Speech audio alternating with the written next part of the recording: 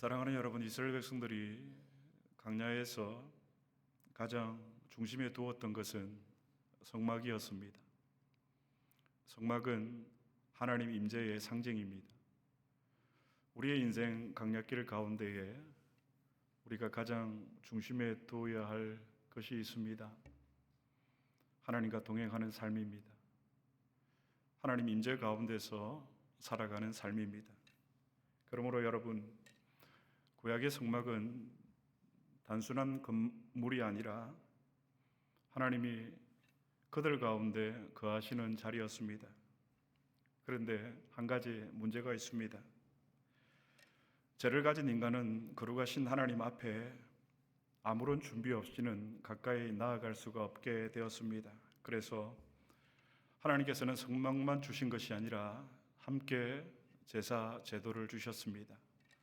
레위기에 소개되고 있는 제사와 관련된 목적입니다. 그러니까 여러분, 레위기서가 어떻게 보면 참 어려운 책이라고도 할 수 있지만 우리가 출애굽기와 레위기를 연결해서 우리가 보게 되면 레위기가 결코 어려운 책은 아니라는 사실을 깨닫게 될 것입니다.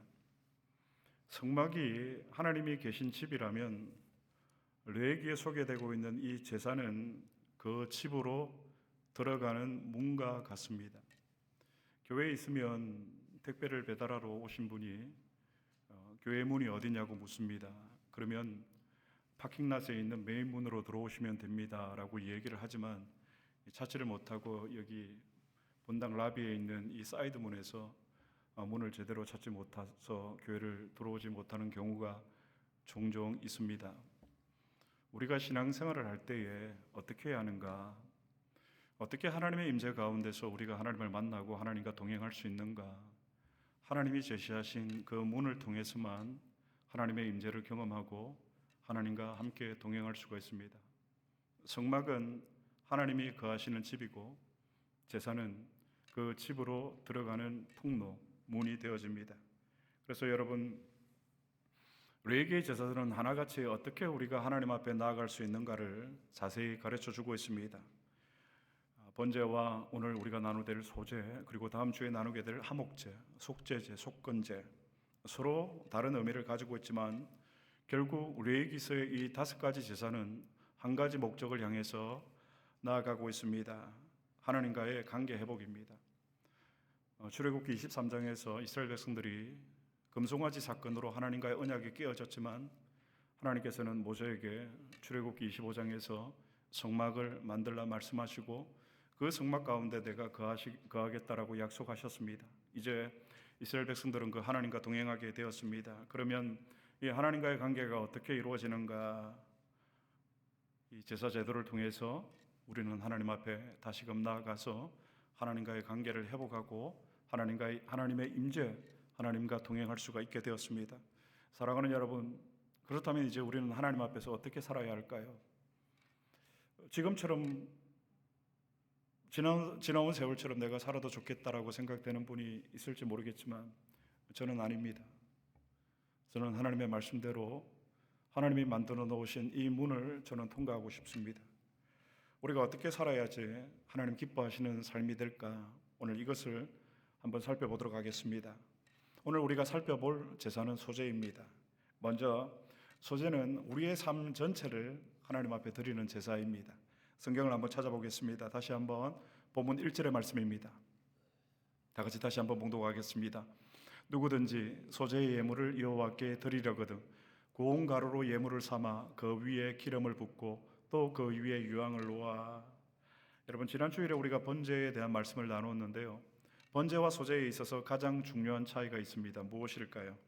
제물의 차이예요. 번제의 제물은 짐승이었지만 소제의 제물은 곡식이었습니다. 그래서 우리는 짐승이 아니기 때문에 곡식으로 드리는 제사이기 때문에 소제가 가벼운 제사일 거라고 생각할 수도 있지만 전혀 그렇지 않습니다. 소제는 여러분 오히려 그 곡식으로 드리기 때문에 우리의 노력과 우리의 수고와 우리의 노동으로 일상의 열매로 하나님 앞에 드려지는 제사이기 때문에 소제를 저는 더 중요하게 여겨야 한다고 생각이 됩니다. 여러분, 곡식은 하루아침에 만들어지지 않습니다. 땀을 흘려야 하고요. 그래서 땅을 갈아야 하고 햇빛과 비를 기다려야 하고 인내해야 됩니다. 저 매일의 삶을 하나님께 올려드리는 그 헌신이 소재라는 말입니다. 번제처럼 이 소재는 불태워서 없어지는 헌신이 아니라 삶 속에서 지속되는 그 사랑과 헌신이 바로 소재에 해당이 됩니다. 이 소재와 관련해서 성경에 보면 반복되는 단어가 있습니다. 성경을 가지신 분들은 한번 보시기를 바랍니다. 1절에 보면 고운 가루로 예물을 삼아라고 되어 있습니다. 그리고 2절에 고운 가루 한 움큼과 또 4절에 고운 가루에 기름을 섞어, 그리고 5절과 7절에 고운 가루가 등장을 합니다. 반복되는 단어가 무엇일까요? 고운 가루입니다. 소재에 있어서 소재에 올려드리는 이 곡식은 통째로 하나님 앞에 드릴 수가 없었습니다. 소재의 제물은 곡식이었는데 이 곡식을 빻아서 고운 가루로 만들어서 하나님 앞에 드려야 했습니다. 소재의 방식입니다. 부서지고 빻아지고 잘게, 아주 잘게 갈려야 합니다. 어릴 적 방앗간 어머님 심부름을 가면 쌀을 주시면서 가래떡을 만들어 오라고 하면 유심히 보면 이 방앗간에서 그 아저씨가 이 기계로 쌀을 한 번만 가는 게 아니에요. 계속해서 몇 번을 갈게 되면 나중에 그 쌀의 입자가 얼마나 고운 가루가 되는지 모릅니다. 소재는 고운 가루로 드려야 합니다. 부서지고 빻아지고 잘게 깔려야 합니다. 생각을 해보십시오. 이 고운 가루가 되기까지 얼마나 많은 깨어짐의 과정이 필요했겠습니까? 그러므로 여러분, 이 고운 가루는 성도가 이 땅에 살아가면서 하나님 앞에서 점진적으로 이루어가야 하는 거룩한 성화의 과정이기도 합니다. 이 성화의 과정을 통과하지 못한 사람은, 이 성화의 과정을 보여주지 못하는 사람은 하나님 앞에 합당한 소재의 제사를 드리지 못하는 것과 마찬가지입니다. 그러면 여러분, 이 소재의 고운 가루는 무엇을 가리킬까요? 바로 성경의 고운 가루는 예수 그리스도의 성품을 가리킵니다. 예수님은 스스로 이렇게 말씀하셨습니다. 나는 마음이 겸손하고 온유하니 내게로 와서 배우라.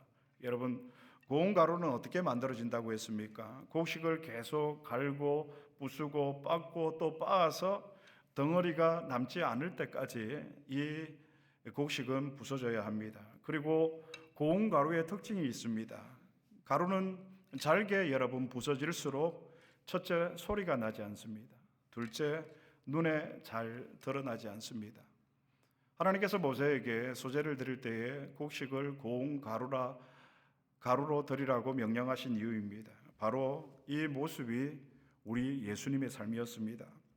예수님은 이 땅에 계시는 동안 자신을 크게 나타내지 않으셨습니다. 그리고 사람들의 인기와 박수를 쫓지 않으셨습니다. 오히려 예수님은 낮은 자리로 스스로 자기를 낮추시고 병든 자를 찾아다니셨고 죄인들과 함께 식사하셨고 또 마침내 십자가에서 완전한 구원을 자신을 내어주셨습니다.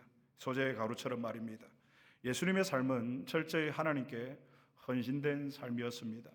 여러분, 우리가 하나님의 임재 가운데 살아가기 위해서 우리의 입술의 고백에 그쳐서는 안 됩니다. 철저하게 하나님 앞에 이 가루로 부서지는 헌신을 통해서 우리는 하나님의 임재 가운데 하나님과 동행할 수 있게 됩니다. 그 완전한 순종이, 예수 그리스도의 순종이 우리를 살리는 생명의 제사가 되었던 것입니다. 그러므로 여러분, 하나님은 거친 밀알 통째로 그대로 우리를 받지 않으십니다.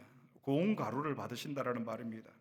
부서지기를 두려워하지 않는 마음, 자기를 나타내지 않는 마음, 자기를 낮추는 마음, 그 사람의 삶을 하나님께서 기쁘게 받으시고 열매 맺게 하신다라는 것입니다. 오늘 이 문을 하나님께서 만들어 두셨습니다. 이 문을 통과해야만 성막에서 우리는 주님의 임재를 경험할 수 있게 됩니다. 좀 더 살펴보도록 하겠습니다. 본문 1절의 말씀 한 번 더 올려주시겠습니까? 본문 1절의 말씀 하반절에 보면 이런 말씀이 있습니다. 기름을 붓고 또 그 위에 유향을 놓아라는 말이 있습니다. 여러분, 성경의 기름은 무엇을 가리킬까요? 성령을 가리킵니다. 이 소재는 고운 가루로만 드려져서는 안 됩니다. 기름을 부어야 합니다. 성령의 역사가 있어야 한다는 것입니다. 기름이 없으면 어떻게 될까요? 가루는 흩어집니다. 그러나 기름이 있으면 이 가루는 흩어지지 않고 하나가 될 수가 있습니다. 그러므로 여러분, 우리 기독교의 헌신은 개인의 그런 열정이나 열심이 아니라 성령 안에서 하나된 헌신을 하나님께서 받으신다라는 사실입니다. 그리고 기름을 붓고 그 위에 무엇을 올려 놓아야 했을까요? 유향이에요. 유향, 향기로운 냄새 나는 나무에서 나오는 진액의 향기를 가리킵니다. 유향. 성경에서 이 유향은 기도와 예배의 향기를 상징을 합니다. 여러분, 왜 고운 가루 위에 기름을 붓고 또 이 유향을 올려 놓으라고 하나님이 명령하셨을까요? 소제는 여러분 계속해서 말씀드리지만 짐승을 잡는 제사가 아니라 곡식을 하나님 앞에 드리는 제사입니다. 즉 이것은 삶의 제사입니다. 그런데 하나님은 우리의 삶만 드리는 것을 원하지 않으셨습니다. 하나님은 기름을 붓고 성령으로 유향을 얹어 기도로 덮인 삶을 하나님께서 원하신다라는 것입니다. 여러분, 하나님께서 우리의 인생을 이렇게 빻으실 때가 있습니다. 부서지게 할 때가 있습니다. 아주 잘게 빻으실 때가 있는데 이때 우리가 그 과정들을 통해서 다시금 하나님의 말씀을 붙들고 우리가 기도를 붙들면 하나님 앞에 하나님의 그 영광을 경험할 수 있지만, 그러나 그 부서짐의 상황 가운데서 나의 힘이나 나의 노력이나 나의 지혜로 이기려고 하는 사람들의 경우 좀처럼 이 고운 가루에서 벗어나지 못하는 경우들을 저는 많이 보았습니다. 하나님은 고운 가루를 받으시지만 그 고운 가루 위에 기름을 붓고 유향을 올려 놓으라고 말씀하셨습니다. 사람들은 겉모습만 봅니다. 그러나 하나님은 우리의 행동보다, 우리의 겉모습보다 하나님을 향한 우리의 유향, 하나님 앞에 올려드리는 기도의 향기, 그 여호와께 향기로운 냄새를 하나님은 보십니다. 하나님을 향한 사랑, 하나님을 향한 우리의 의도를 하나님께서 보신다라는 것입니다. 그러므로 여러분, 이 유향은 신약 때에 예수 그리스도의 탄생 때에 또 등장을 합니다. 예수님이 탄생하시고 동방박사 세 사람이 예수님께 가져온 예물 중에 황금과 모략과 유향이 있었습니다. 황금은 왕대심을 상징하는 것이고 모략은 장차 그리스도의 그 죽음, 그리스도의 고난, 그리고 유향은 무엇일까요? 여기에 유향은 예수님의 삶 전체가 하나님께 향기로운 향기가 될 것이라는 것을 동방박사들이 가지고 온 그 예물의 유향은 상징을 하고 있다는 것입니다. 예수님의 삶은 그랬어요. 태어남과 동시에 하나님께 향기로운 제사로 드려질 그 삶. 사랑하는 여러분, 유향은 하나님께 올라가는 향기예요. 기도를 상징하고 하나님을 향한 우리의 내면의 마음을 상징을 합니다. 신앙적으로 이것을 적용을 하면 우리에게 있어서 기도 없는 삶이란, 우리가 아무리 열심히 노력을 해도 오늘 성경적으로 보면 유향 없는 소재가 되는 것입니다. 기름과 유향이 빠진 소재는 참된 소재 제사가 될 수가 없습니다. 소재의 유향은 하나님께 올라가는 기도의 향기입니다. 우리의 삶이 하나님 받으시는 예배가 되도록 우리에게 공급해 주는 영적인 향료가 바로 기도이라는 것입니다. 그래서 이 말씀과 기도는 아무리 강조해도 지나치지 않습니다. 우리의 신앙에 이 말씀과 기도가 빠지면 고운 가루로만 소재의 제물이 될 수가 없다는 사실을 여러분 잊지 마시기를 바랍니다. 우리가 하나님의 말씀을 통해서 성령의 은혜를 공급을 받고 기도의 향기를 통해서 하나님 앞에 이 소재의 제물이 되어서 그 성막 가운데 거하시는 하나님의 임재를 우리는 날마다 경험해야 됩니다. 즉 소재의 이 기름과 유향은 성령의 역사하심 속에서 이 고운 가루, 우리의 삶이 기도로 하나님 앞에 올려드려질 때에 비로소 하나님이 기뻐 받으시는 소재가 제사가 된다라는 말입니다. 이 소재와 관련해서 또 중요한 내용이 한 가지 더 있습니다. 기름과 유향은 반드시 이 고운 가루에 넣어야 하지만, 그러나 소재의 제물이 되는 고운 가루에 넣지 말아야 할 것이 있습니다. 바로 꿀과 누룩입니다. 성경을 한번 찾아보겠습니다. 레위기 2장 11절의 말씀 다 같이 봉독하겠습니다. 너희가 여호와께 드리는 모든 소제물에는 누룩을 넣지 말지니 너희가 누룩이나 꿀을 여호와께 화제로 드려 사르지 못할지니라. 아멘. 넣어야 할 것은 기름과 유향이고 넣지 말아야 할 것은 무엇이죠, 여러분? 누룩과 꿀입니다. 누룩은 부패를 상징을 하고 꿀은 인간의 감정을 의미합니다. 감정의 이입. 쉬운 말로 풀어서 다시 한번 설명을 해보겠습니다. 성경에서 누룩은 죄가 퍼지는 모습을 상징합니다. 누룩은 여러분 어떻습니까? 아무리 조금만 들어가도 반죽 전체를 부풀게 합니다. 우리의 죄도 마찬가지입니다. 우리의 마음에 은밀한 그 작은 죄, 대수롭지 않게 여기는 우리가 생각으로 상상으로 하는 그 죄까지도 이것이 아무리 작아 보여도 이 죄는 누룩처럼 우리의 삶 전체를 부패하고 무너뜨리게 할 수 있다라는 것입니다. 그래서 하나님은 소재에 누룩을 넣지 말라고 명령하신 것입니다. 그리고 꿀은 아침에도 제가 꿀차를 마셨는데요. 꿀은 달고 사람의 기분을 좋게 합니다. 꿀은 무엇을 상징하는가? 인간의 감정적 신앙을 보여주는 거예요.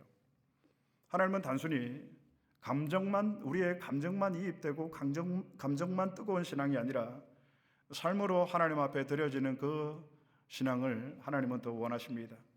하나님 앞에 드려지는 우리의 헌신 달콤하죠. 물론 기쁨이 있고 짜릿하고 그럴 수는 있으나 억지로 짜내는 그런 감정의 인위적인 것이 하나님 앞에 있어서는 안 된다라는 것입니다.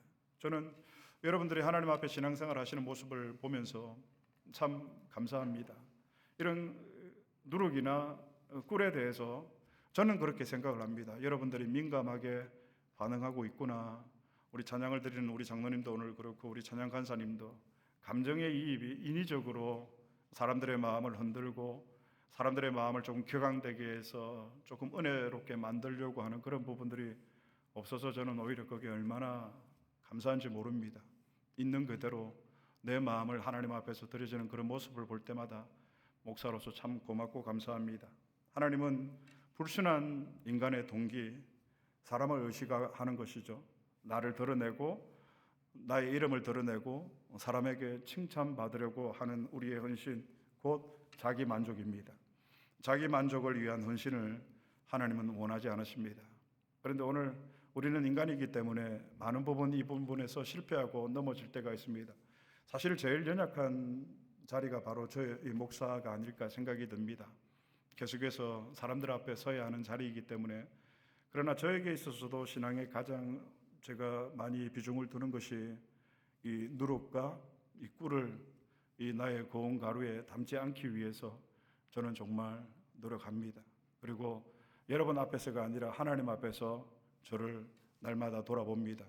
하나님 앞에서 내가 마음으로 지은 이 죄 때문에 저의 무너짐뿐만이 아니라 우리의 공동체의 무너짐에 대해서 항상 깨어 근신하고 있습니다. 무엇보다도 이 꿀, 하나님 앞에서 인위적으로 이런 목회들을 통해서 교회를 성장시키고 양적으로 부흥시키려고 하는 유혹들이 있지만 그런 하나님 앞에서 정직하게 한 영혼이라도 하나님의 말씀 가운데 깊은 깨달음을 통해서 소재의 이 제사를 통해서 하나님 앞에 나아가서 하나님의 임재와 하나님의 영광과 하나님과 동행하는 그 삶을 살아낼 수만 있다면 저는 목사로서 만족을 합니다. 바닷물이 짠 이유가 3%의 소금 때문이라고 합니다. 오늘 이 세상을 움직이는 복음의 능력이 저는 3%가 되지 않을까 그렇게 생각을 합니다. 그 3%가 있기 때문에 세상은 여러분 속지 않는 거예요. 교회는 세상 가운데 희망이 있고 어두운 세상을 밝히는 빛이 교회가 될 수 있는 것은 여러분 빛을 이기는 어둠은 없습니다. 자기 만족을 위해서 드리는 이 헌신, 사람은 모르지만 우리 하나님은 다 아십니다. 하나님은 진실한 헌신, 진실한 기도, 진실한 봉사, 진실한 마음, 기름과 유향으로 다듬어진 그 헌신, 성령, 하나님의 말씀에 의해서 깎아지고 다듬어진 그 진실한 헌신을 제사를 하나님은 원하십니다. 이 제사를 통해서만 우리는 성막에 나아가서 하나님을 만나고 하나님을 대면할 수가 있습니다. 사랑하는 성도 여러분, 오늘 이 소재의 제사는 우리에게 묻습니다. 나는 하나님께 내 삶 전체를 드리고 있는가? 나는 정말 하나님 앞에서 내가 고운 가루가 되기를 원하고 있는가?